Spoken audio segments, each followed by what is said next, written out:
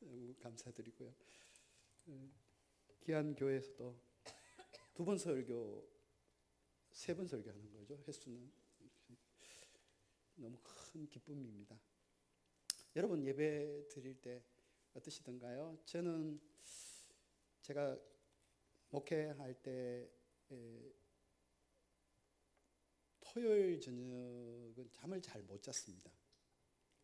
뭐 설교 준비 때문이기도 하지만 한 새벽 2시 정도 누우면 그 말씀에 취해 있잖아요. 준비하다 보면 고통의 시간이지만 그 말씀을 열이 올라와 있으니까 자지를 못하는 거예요. 그럼 한 3시, 4시 이렇게 가요.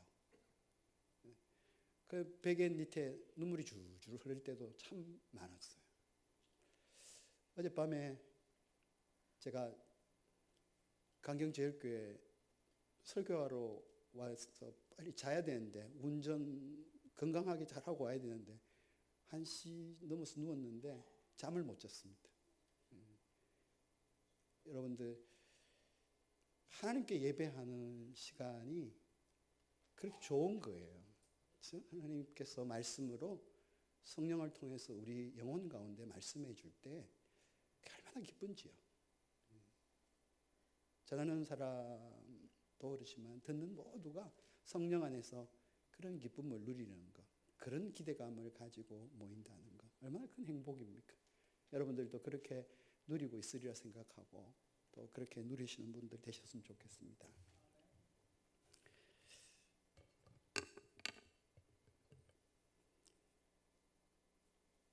어르신들 찬양단을 어르신이라고 그러면 안 되고요. 너무 찬양을 정말 잘 들었습니다. D.L. 무디가 이렇게 설교하러 집회를 다니면 거기 성가대는 60이 넘으신 분들이 하셨대요. 근데 항상 소개할 때 D.L. 무디 목사님은 이렇게 얘기했대요. 이 청년들을 보라고. 왜 그러냐면 영생을 우리는 약속받은 사람들이고 영생 안에 사는데 지상에서의 이 60, 70이 거기에 비하면 다 청춘이라는 거예요. 시작도 안 한 삶이라는 거예요. 그래서 청년이다 이렇게 표현을 하는 걸 제가 기억하고 있습니다. 청년들의 찬양 참으로 감사하지 않습니까? 네. 네? 네. 여러분, 우리에게 꼭 필요한 질문이 하나 있습니다. 어쩌면 받고 싶지 않은 질문일 수도 있고요. 부담스러운 질문일 수 있습니다. 어쩌면 설교자에게도 하고 싶지 않은 질문이기도 하고 해서도 안 될 질문입니다. 그럼 하지 마세요. 이렇게 말하고 싶지 않습니까? 이 질문입니다. 예수님의 말씀을 따라 믿음을 따라 사는 것은 진정 가능한 것인가? 여러분의 대답을 듣고 싶습니다. 각자에게 한번 해보시죠. 한 세상 살면서 이 세상 안에 살면서 믿음을 지키면서 사는 것은 정녕 가능한 것인가?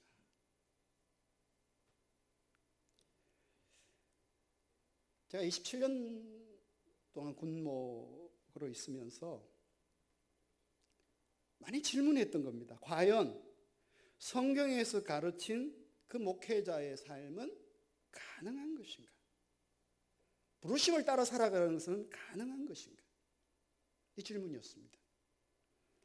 약물이를 치되 억지로 하지 말고 하나님의 뜻을 따라 자원함으로 하며 더러운 이득을 위하여 하지 말고 기꺼이 하며 맡은 자들에게 주장하는 자세로 하지 말고 약물의 본이 되라. 말씀을 옳게 분별하여 진리의 말씀을 전하라. 때를 얻든지 못 얻든지 말씀을 전파하라.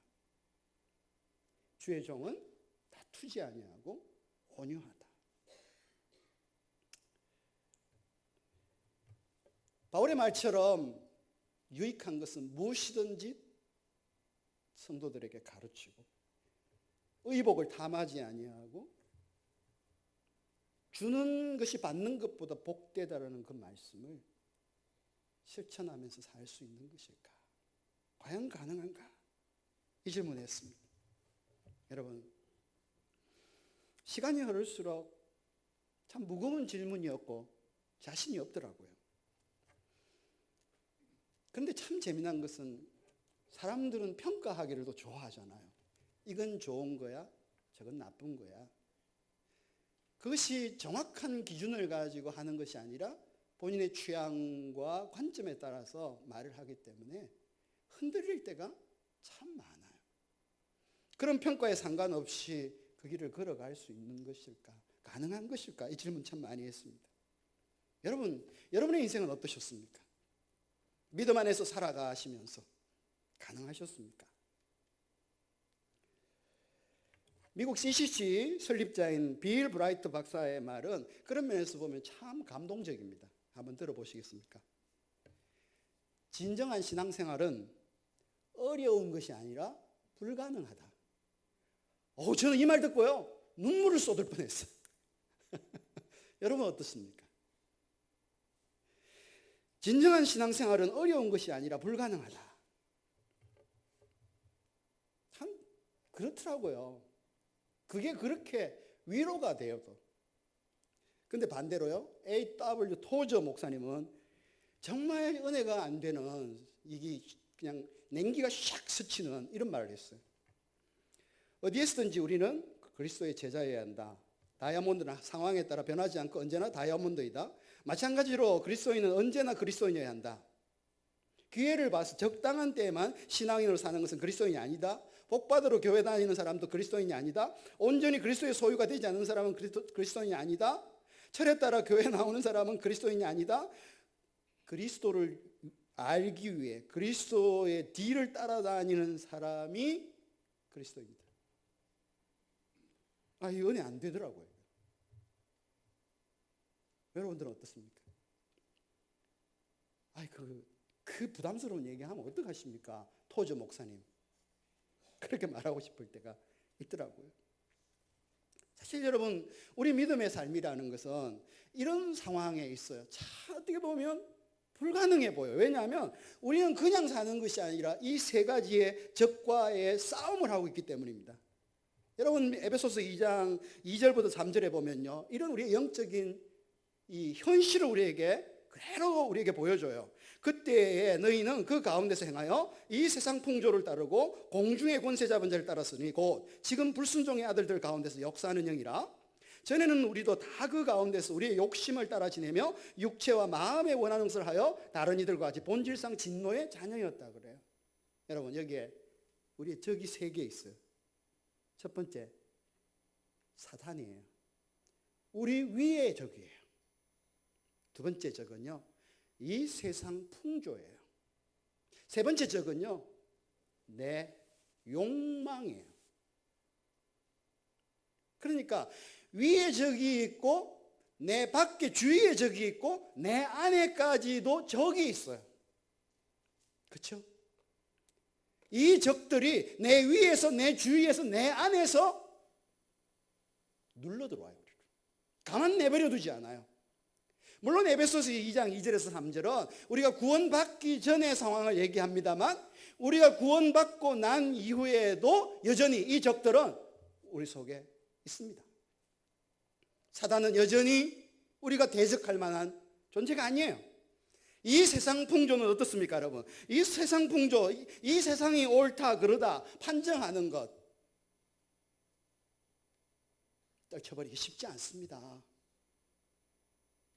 그리고 내 안의 욕망은 어떻습니까, 여러분? 어쩌면 우리는 사방에 우겨쌈을 당한 형국이죠. 그러면서 사방에서 공격을 당해요. 여러분, 우리가 세상의 풍조 한번 보세요. 세상의 평판 한번 보세요. 거기에 자유로울 수 있는 사람이 과연 몇 명 있을까요? 사단이라는 놈이 우리 욕망에다가 불을 놓아 제끼면 그 내 욕망에 불을 끌 수 있는 사람이 과연 얼마나 있을까요, 여러분? 성경에 나오는 그라사 광인을 보면은요, 쇠사슬을 묶어 놨는데도 여러분 제어가 안 되잖아요. 사단이라는 놈을 우리가 이길 수가 없는데 그 사단이 우리 욕망에 불을 넣으면 사람들이 그래. 저지르고 나서 내가 왜 그랬지 그래. 참 어렵습니다. 만만치 않아요. 우리보다 훨씬 강해요. 어쩌면 우리의 이런 영적인 현실은요, 이런 한자말로 설명될 수 있을 것 같아요. 당랑거철이라는 말이 있어요. 혹시 들어보셨나요? 중국 춘추 전국시대에 제나라의 장공이라는 분이 사냥을 하러 나가는데요. 사냥하러 나갈 때 수레를 끌고 갔단 말이죠. 큰 이걸 타고. 근데 가니까 길에 사막이라는 놈이 앞발을 딱 들고 있더래요. 여러분, 자동차가 가는데 사마귀가 발 들면 어떻게 되는 거죠? 깔려 죽는 거죠. 그렇지 않아요? 까불면 죽는 거죠. 이거는 발 드는 게 얼른 피해야 되는 거잖아요. 그렇죠? 장공이 그를 어여삐 보고 피해서 갔다라는 고사가 있거든요. 거기에서 나온 게 당랑거철이에요. 그러니까 말도 안 되고 싸움도 안 되고 해봤자 아무런 소득이 없는 그런 현실을 말하는 게 당랑거철이에요. 어떻게 보면요, 우리가 중과부적이다 이런 얘기도 하잖아요. 여러분, 이런 상황에서 정말 우리 신앙생활은요, 이 적들과 싸우는 데서 너무 약해요. 불가능해요. 어떻게 보면 진정한 믿음 생활은 어려운 것이 아니라 불가능하다, 이렇게 결론을 내려야 될 것 같습니다. 그런데 여러분, 여기에 질문이 하나 남습니다. 그렇게 결론 내리면 되겠습니까? 하나님이 그래, 맞아, 그건 불가능한 거야, 그렇게 말씀해 주시겠습니까? 하나님이 납득하시겠습니까? 두 번째는요, 하나님은 그러면요, 안 되는 걸 된다라고 팍팍 우기시는 분입니까? 그래 놓고 안 되면 낄낄거리면서 그 봐, 안 되잖아 자식, 그러시면서 우리를 놀리시는 분이십니까? 우리를 당혹하게 하고 우리를 부끄럽게 하시는 분이십니까? 여러분, 우리 대답은 뭐죠? 저는 오늘 그것이 불가능하다라고 말하기 전에 성경의 대답은 무엇인가를 한번 찾아보려고 해요. 그 대답이 오늘 미디안 전쟁이에요. 우리가 소위 말하는 기드온 전쟁이에요. 여러분, 이 본문 보면 여러분 너무 어릴 때부터 잘 아시는 거잖아요. 너무 재밌어요. 저는 이거 읽을 때마다 판타지 소설 같아요. 이런 동화책이 없어요. 한번 보시겠습니까? 지금 전쟁의 영국이 진행되는 게 한번 보면 어떠냐면요, 미디안 연합군이 얼마냐면요, 8장 10절에 보면 13만 5천 명이 모였어요. 얼마라고요? 13만 5천 명이에요. 근데 지금 이스라엘은 모았는데 몇 명이 모였어요? 3만 2천 명 모였어요. 싸움 붙었어요. 몇 대 몇? 산수 힘드시죠? 4대 1. 내가 한 방 때리면 저쪽은 4방 치는 거예요. 이 개념이에요. 이길 수 있어요, 없어요? 없어요. 근데 오늘 보면 7장 12절 보면 이런 말씀이 나오잖아요. 거기다가 7장 12절 보시면 어떻게 이렇게 되어 있잖아요. 미디안과 아말렉과 동방의 모든 사람들이 골짜기에 누웠는데 메뚜기의 많은 수와 같고 그들의 낙타의 수가 많아 해변의 모래와 같다. 13만 5천 명 그 골짜기 깔아놓으니까 대군이잖아요. 엄청난 거죠, 사실은. 3만 2천 명이 어쨌든 좋아요. 4대 1이에요. 근데 거기에 뭐가 있어요? 미디안에 낙타 부대가 있잖아요. 그럼 우리 읽었죠, 그죠? 자, 한번 보세요. 맨주먹 붉은 피로 싸우는 건 정말 가련한 거잖아요. 낙타는 원래 야생이에요. 근데 지금 이 기드온이 이 사사시대에 되었을 때에 이 낙타가 야생에서 길들여집니다. 길들여지면 뭘 하냐면 이걸 전쟁에 사용하는 거예요. 여러분 한번 보십시오. 칼을 들고 창을 가지고 싸우는데요, 이걸 1대1로 붙으면 힘들잖아요. 근데 낙타는 키가 크거든요. 위에서 창을 던지고 활을 쏘고요, 칼을 치면요, 아래에 있는 사람이 이길 수가 없는 거예요. 그만큼 유리한 거란 말이에요. 그러니까 낙타 부대가 있다는 것은 신형 무기가 많다는 것 같은 거예요. 그러니까 전투력에 있어서 보면 도무지 이길 수가 없는 거죠. 그래서 이스라엘이 얼마나 그걸 보고 떨었느냐 하면요, 사사기 7장 1절에 보면 하롯이라는 말이 나오는데, 하롯셈이라는데 이게 붙여진 게 하롯은 떤다라는 말에서 온 거예요. 그들이 너무 떨렸어요. 왜요? 당난거철 중과부족인 거예요. 근데 설상가상으로 7장 3절에 오늘 뭐라 그럽니까? 너무 많대요. 그러면서 32,000명 중에 사람 많다. 7장 2절에 보면 너무 많다. 그래서 어떻게 했냐면 돌려보내는 거예요. 어떤 사람이요? 두려워서 떠는 자를 돌려보냈는데 22,000명이 가고 몇 명 남았어요? 10,000명 남았어요. 10,000명하고 13만 5천 명은 몇 대 몇? 13대 1이에요. 내가 한 대 때리면 저쪽 13대 때리는 거예요. 네? 이게 말이 되냐고요. 너무 재밌지 않습니까? 10,000명이에요. 근데 좋아요. 두려워서 떨어서 간 자는 용감한 자만 남겼다. 이렇게 우리가 착각하기 쉬운데요. 떨어도 전쟁에서는요, 싸우면요, 도망 안 가면 되는 거예요. 떠는 자 있어도 괜찮아요. 물론 전율이 흩어질지 모르지만 떨어도 지켜주는 게 가능성이 높은 거 아니에요. 근데 더 재밌어요. 그 다음 점입 가경입니다. 이번에는요, 7장 4절 보시면요, 이렇게 돼요. 여호와께서 기드온에게 이르시되 백성이 아직도 많으니 그들을 인도하여 물가로 내려가라는. 그래서 또 분류합니다. 어떤 분류예요, 여러분? 예, 이 정말 받들기 힘든 것을 얘기하죠. 5절 6절 한번 봅니다. 이렇게 되어 있습니다. 본문에요. 이에 백성을 인도하여 물가에 내려가매 여호와께서 기드온에게 이르시되 누구든지 개 핥는같이 혀로 물을 핥는 자를 너는 따로 세우고 또 누구든지 무릎을 꿇고 마시는 자들도 그와 같이 하라 하시더라. 이렇게 되어 있어요. 재밌죠? 두 부류로 하는데요, 우리 고정관념에서 좀 벗어날 필요도 있을 것 같아요. 손으로 물을 핥아 먹는 사람과 무릎을 꿇고서 물을 벌컥벌컥 마신다. 이렇게 우리가 좀 해석하자고요.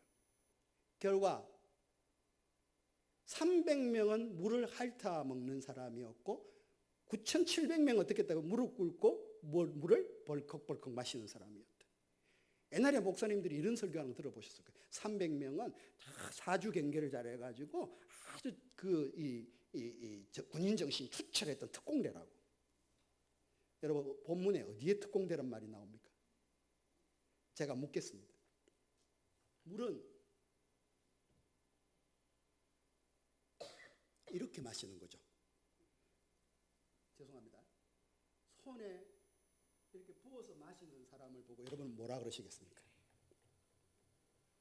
이게 특이하지 않으세요? 그렇죠?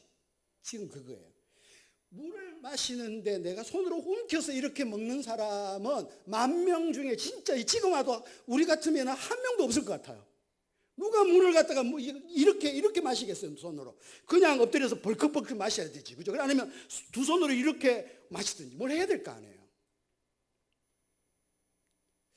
제가 얘기하면 별로 믿음이 안 생기는 모양입니다. 보라고요. 이게 특이한 거라고요. 상식적이지 않은 거예요.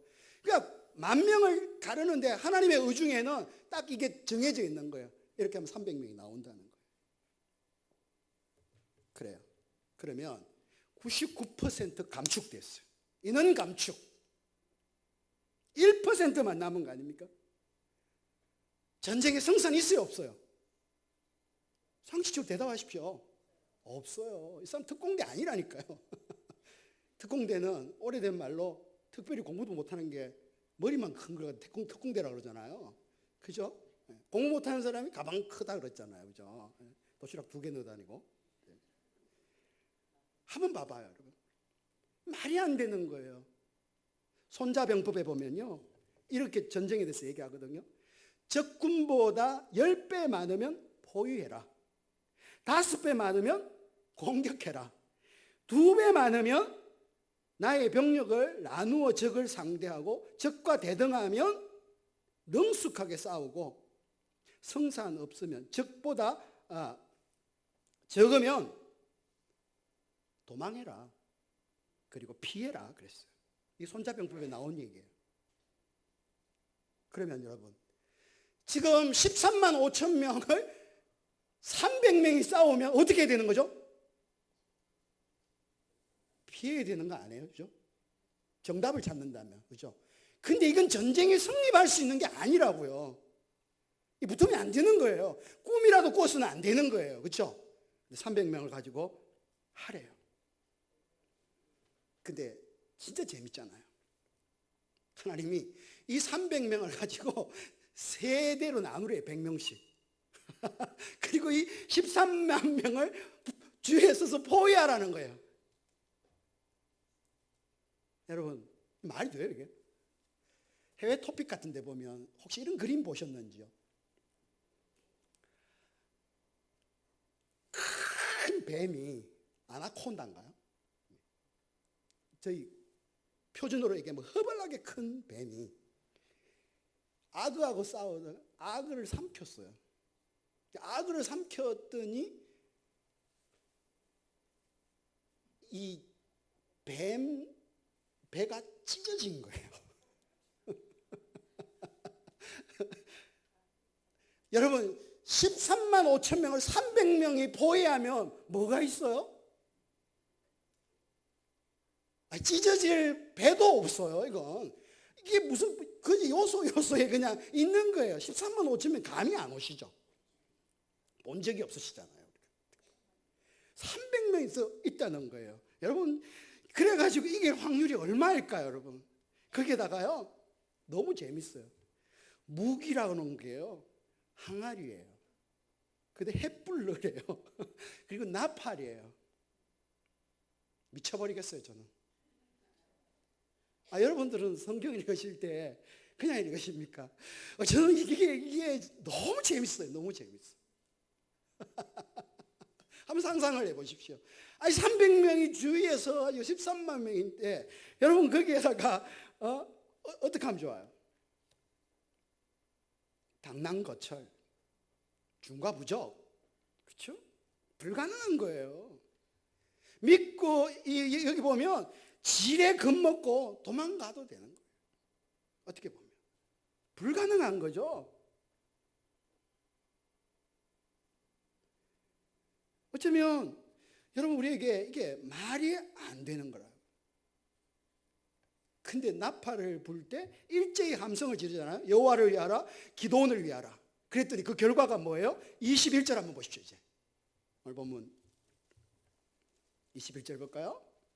각기 제자리에 서서 그 진영을 에워싸매 그 온 진영의 군사들이 뛰고 부르짖으며 도망하였는데 300명이 나팔을 불 때 여호와께서 그 온 진영에서 친구끼리 칼로 치게 하심으로 적군이 도망하여 수레라의 벳십다에 이르고 또 답밭에 가까운 아멜모홀라의 경계에 이르렀으며 이스라엘 사람들은 납달리와 아셀과 온 므낫세에서부터 부름을 받고 미디안을 추격하였더라. 여러분 묻겠습니다. 말이 됩니까 이게? 무협지도 이런 무협지는 없는 것 같아요. 동화책은 이런 동화책이 없는 것 같아요. 어쩌면 허무맹랑한 얘기 같아요. 이순신 장군은요, 신에게는 아직 12척의 배가 있다고 그랬잖아요. 뛰어난 장군이 있고 전술이 있고 지형 숙지력이 있고 뛰어난 화포가 있고 충성스러운 부하가 있잖아요. 붙을만 하잖아요. 어떻게 보면 이 정도면. 그것도 아닌가요? 근데 이 전쟁은 말이 안 되는 전쟁이라고요. 불가능하죠. 여기에 답이 있는 거라고요.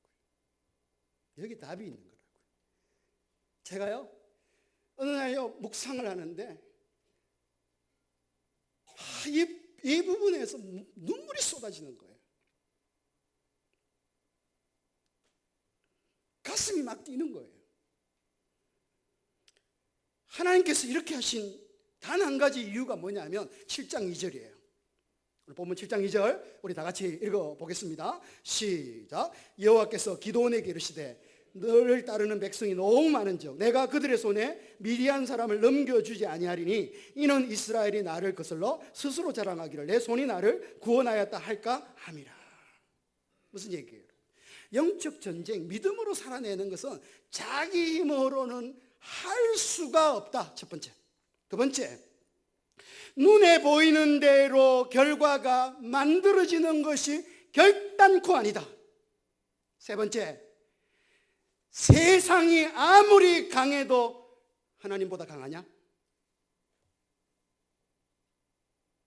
이 질문이에요. 적들이 아무리 많고 강해도 나 하나님보다 강하냐?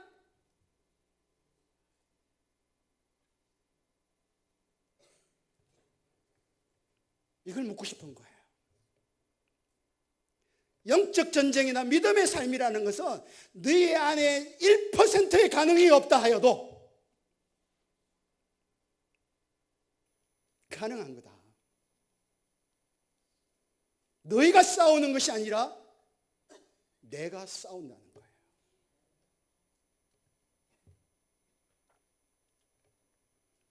모두가 당난 것을 중과부적 불가능합니다 믿고 지레 겁먹고 세상에 무릎 꿇고 세상과 자기 욕망의 노예로 살기로 마음먹고 살던 시대가 이 사사시대예요.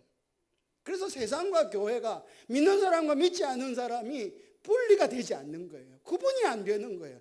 그래서 우리를 어두움에서 불러낸 자의 그 기이한 아름다운 덕에 들어가야지도 못하고 그 기이한 빛을 선전하지도 못하는 거예요. 이렇게 수치스러운 시대, 사사시대예요. 그 암흑기에 다시 하나님이 가르쳐 주는 거예요.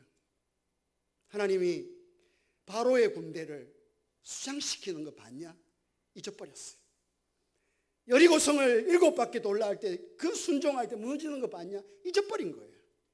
다시 처음부터 가르쳐 주는 거예요. 이 미디안을 통해서 말이에요. 여러분, 그리고 우리가 보기에는 우스운 항아리, 횃불, 나팔, 이게 우스운 무기일 수 있잖아요. 제가 좀 적용을 해보면 이런 거예요. 여러분, 하나님의 말씀으로 싸우라고 하면 그 무기 우습게 보는 사람 참 많더라고요. 기도가 우리의 무기라 그러면 정말 우습게 보는 사람이 한두 사람이 아니에요. 예배드리고 그 안에 기쁨을 누리고 하나님을 경배하고 찬양하면 이긴다고 하면 그 정말 우습게 알더라고요. 여러분, 43만 5천 명 앞에 300명처럼 보여요. 횃불 우습지요. 황당무계한 거죠. 그런데 이긴다고요. 정말 웃기는 무기 아니에요. 누가 주목해보지도 않고 이게 또 그 얘기야? 이렇게 얘기하지만요, 여러분 비웃지 마십시오. 비웃으면 안 돼요.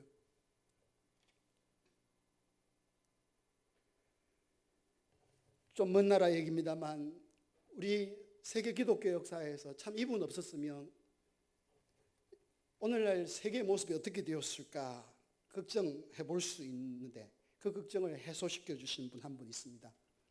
윌리엄 윌버포스라고요. 여러분 잘 아실 텐데요.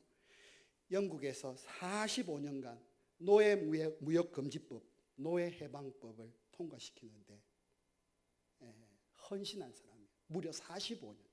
그가 예수를 믿고 난 이후에요, 그의 사명이 이 노예 무역 금지법을 만드는 것이었어요.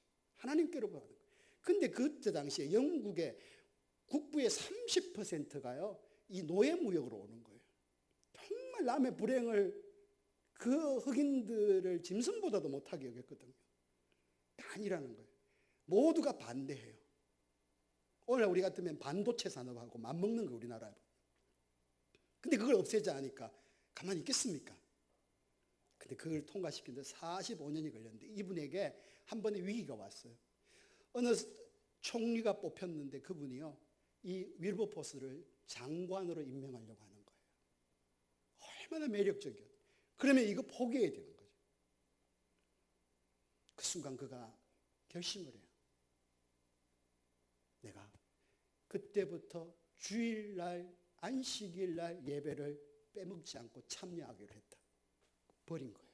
그랬더니 자기 안에 있던 욕망이 사라지더래요.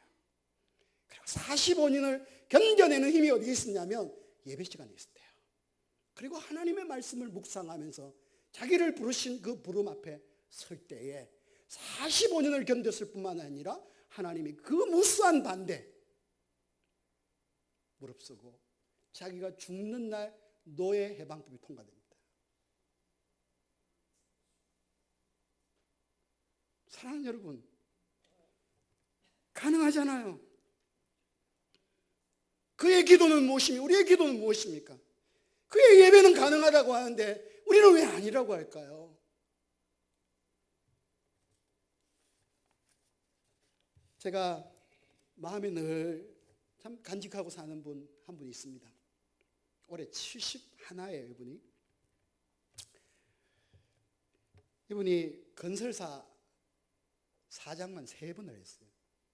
우리나라의 굴지의 건설사이자 했는데, 이분이 그런데요, 그 중에 하나가 대우건설에 옛날에 하셨습니다. 이분이 평사원으로 출발했어요. 사장까지 가신 분이잖아요. 중동 현장에 가서도 일하시고 하신 분인데요. 이분하고 제가 교제할 때 그분이 제게 들려준 얘기, 첫 번째, 이분이요, 예수를 믿고 청년 때에 예수를 믿고 나서 사장이 될 때까지 술을 일절 먹지 않았대요. 그분 말씀이 이래요. 목사님, 노가다판에서 술 먹지 않는 사람은 노가다판에서 살아남을 수 없습니다.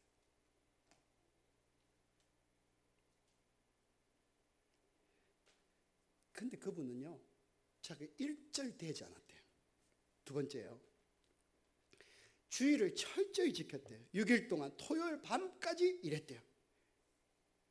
주의를 철저히 지켰는데 주일날 회장님이 모임을 가져도 회합을 해도 안 나갔대요.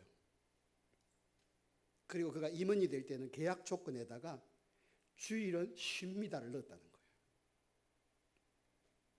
세 번째, 거짓으로 서류를 만들지 않았고 이중장부 만들지 않고 세금 포탈을 하지 않았대요. 네 번째, 뇌물 쓰지 않았고 관공서에 상납하지 않았대요.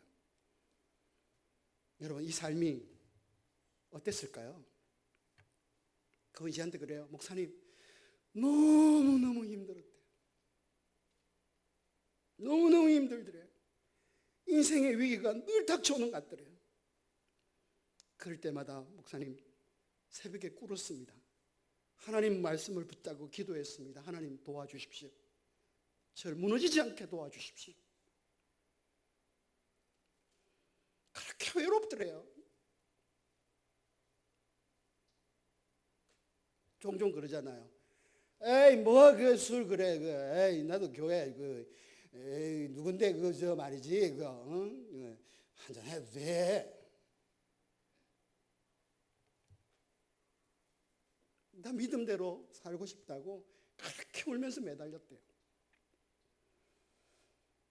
그분 어느 날 화장실에 가서 큰 걸 보고 있었는데요, 큰 것을 영어로 번역하면 히프잼입니다. 용서하십시오. 졸리신 것 같아서 저도. 네, 히프잼인데요, 그 변을 보고 있는데 바깥에 사람들이 손 씻고 막 보통 대화들 하잖아요.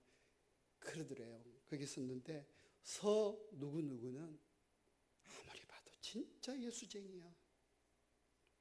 믿으려면 저 사람처럼 믿어야 돼. 그러더래요. 그리고 두 번째는요, 그 회장님이요, 연봉에다가 알파를 더 더해 주시더래요. 예, 늘 밀려나기도 하고 늦게 가기도 하고 때로는 해고되기도 했대요. 근데 참 재미난 건요, 이분이 회사가 어떤 회사가 위기에 처하면요, 자기를 찾더래요. 왜 그랬을까요? 회장님이 그러더래요. 세상에 믿을 사람 자네밖에 없네. 내가 다 맡길 테니까 회사 한번 살려주시게. 그래서 그분이 사장만 3번 한 이유예요. 66살까지 했어요.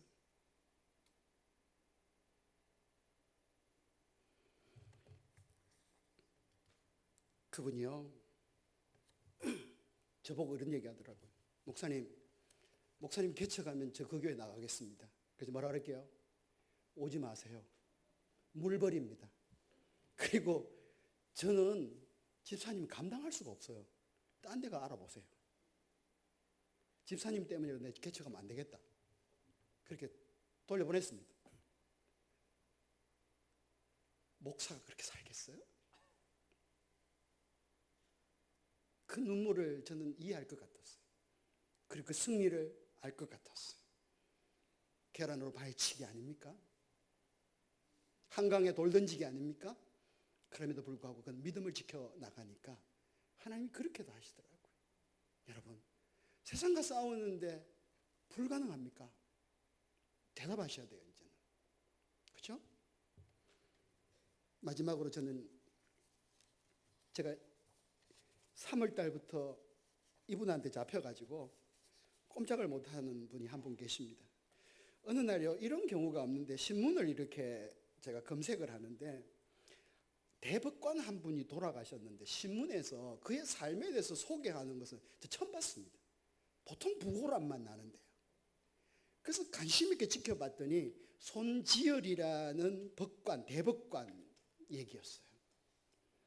그분의 삶을 조명하는 얘기였고, 그분이 법관으로 재직하면서 하나님 앞에 올렸던 기도문이 거기에 실려 있었는데요. 그 기도문을 글을 잘 쓰는 분한테 부탁해서 그 부인이 병풍을 만들었어요.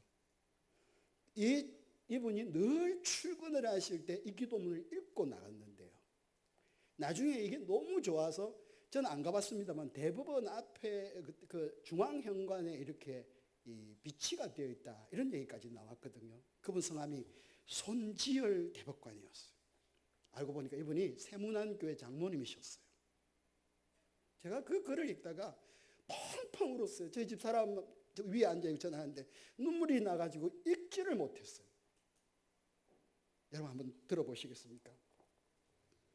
하나님 아버지, 부족한 저에게 인간사의 옳고 그름을 판단하는 법관의 직분을 허락하셨음을 감사합니다.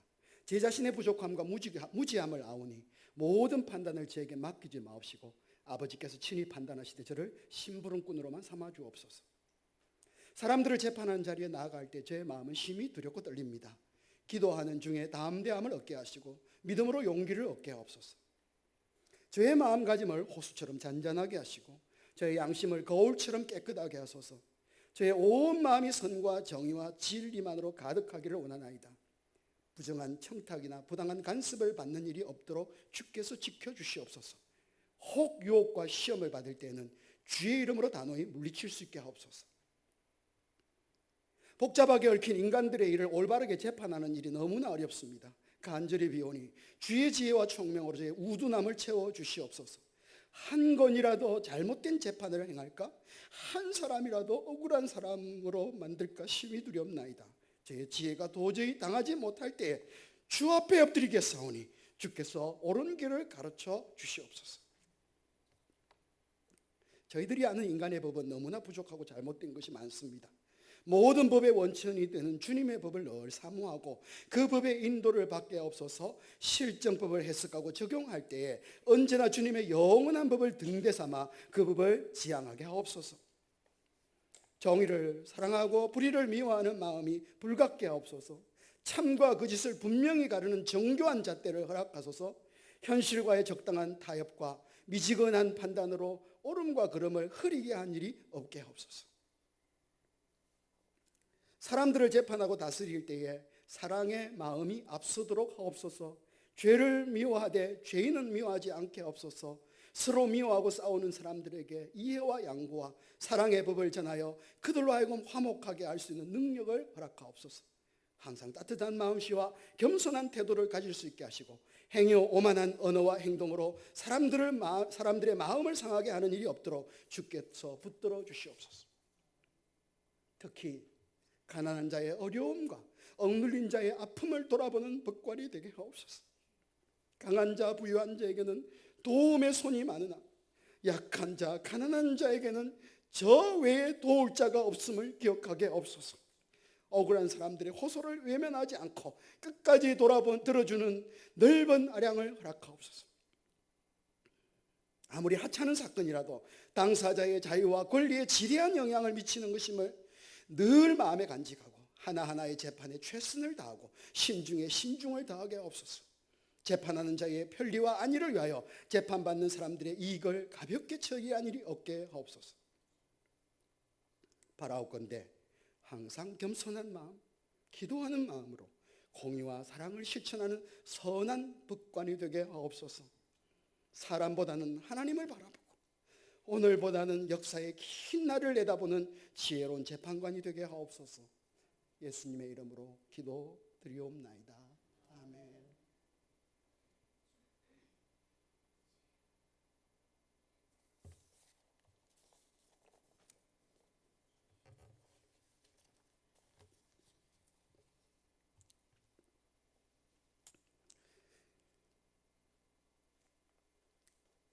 가능하잖아요.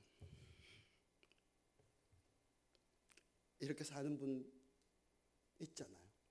그러니 후배 법관들에게 존경을 받는 우리 아버지께서 그래서 영광을 받으시잖아요.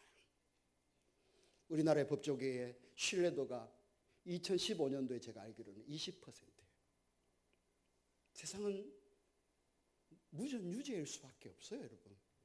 세상은 그런 거예요. 어느 세기의 어느 나라에도 유전, 무죄, 그건 당연한 거예요. 어떻게 보면.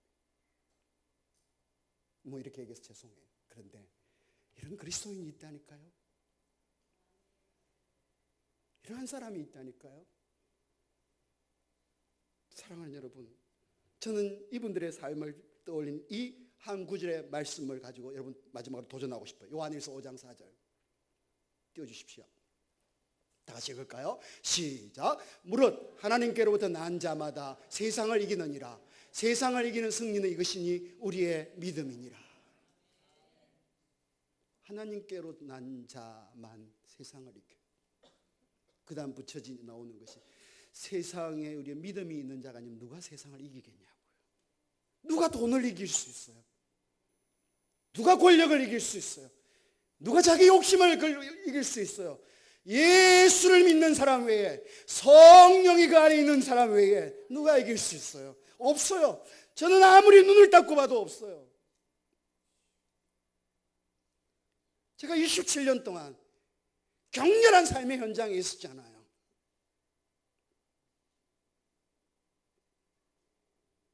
사랑하는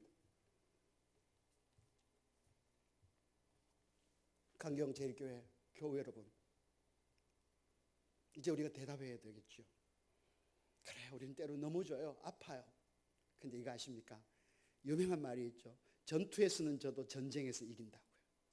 예, 우리는 때로 넘어져요. 전투죠. 근데 우리 일생을 놓고 보면 넘어져서 다시 일어서서 나가면 하나님이 우리 인생을 승리로 마감하게 해주세요.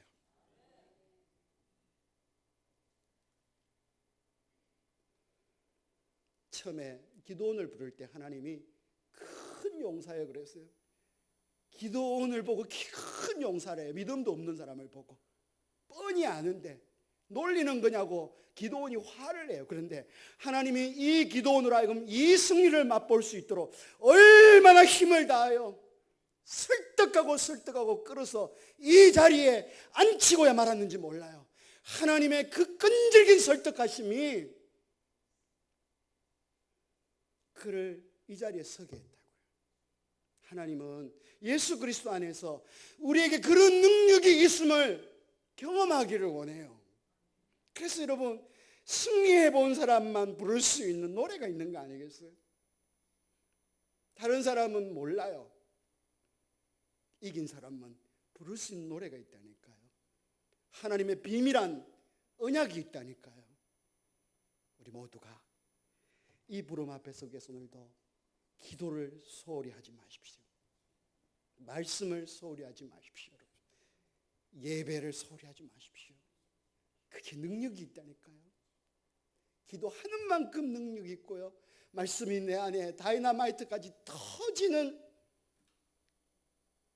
그것만큼 능력이 있다고요. 우리 모두에게 이 승리를 주실 하나님을 기대하십시다. 그리고 이겼을 때 하나님 앞에 그 영광의 찬송 올려드릴 때 주님이 일어나셔서 영광의 찬송을 받으실 것입니다. 이 귀한 은혜가 저와 여러분에게 함께하기를 주님의 이름으로 축복합니다. 하나님 아버지 감사합니다. 때로는 우리는 불가능해 보이는 싸움을 지레 겁먹고 포기하고 타협하고 먼저 우리 수단을 쓸 때가 많습니다. 그걸 지혜로움이라고 때로는 우리는 변명하고 그 정도는 하나님이 이해해 주실 것이라고 미리 예단하며 살아갈 때도 있습니다. 언약한 저희를 아시는 하나님, 오늘 말씀을 통하여 이기는 법을 이제 알았사오니 또 확인하였사오니 이제 사용하게 하여 주시옵소서.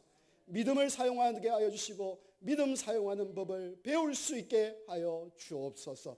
작은 승리가 큰 승리로 가고 큰 승리가 위대한 승리로 이끌게 하옵소서. 그래서 우리가 작은 용사란 말도 감당치 못하였으나 인생의 종국에는 하나님 앞에 섰을 때는, 저 천성문 앞에 섰을 때는 큰 용사여 내 나라를 상속하라, 그 음성 들을 수 있도록 주여 은혜 베풀어 주옵소서.